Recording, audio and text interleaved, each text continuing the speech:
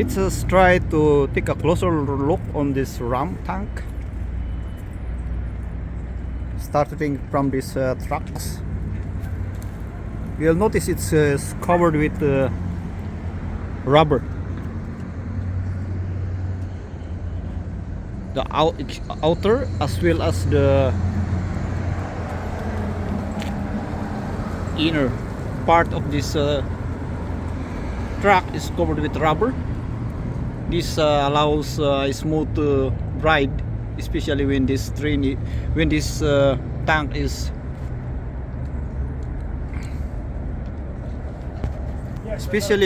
is running on rough terrain. You'll notice that these are the bogies, suspension bogies. This allows the train to walk on rough terrain. So these bogies will just do it like this, will adjust itself and providing comfort to the crew inside the train.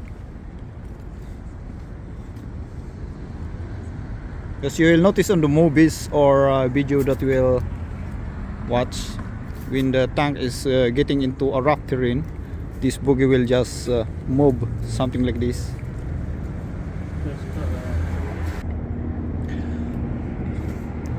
So you'll notice this is the sprocket drive.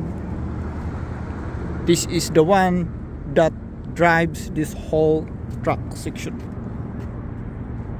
So this is connected to the main engine through a drive shaft connected to here, and then to the engine.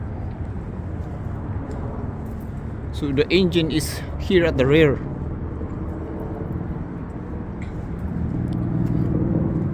So of course this main rollers has no power, it's just going to roll. This is the return roller, this one.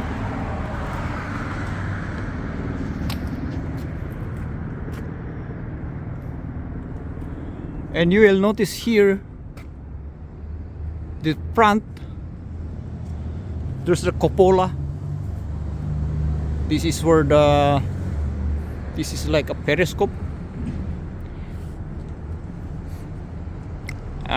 from the inside, and this is where one of those machine gun is attached, the hole over there. And of course this is the 57mm arm or the main gun of this ram. This is the 57mm or about 2.2 inch. So you will notice that there is no welding at the front of this tank. So this is the chassis of this is cast. It was not welded.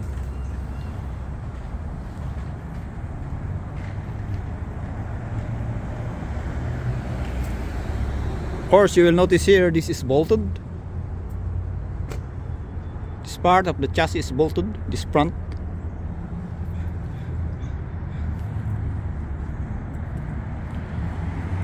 It looks like the front, it has some similarity with the German, but that's it. Of course, since the chassis of the ram tank is based on the M3, a later an older designed tank back in the 1940s. So you'll see it's a little bit more rough compared with the frontal of the Sherman tank.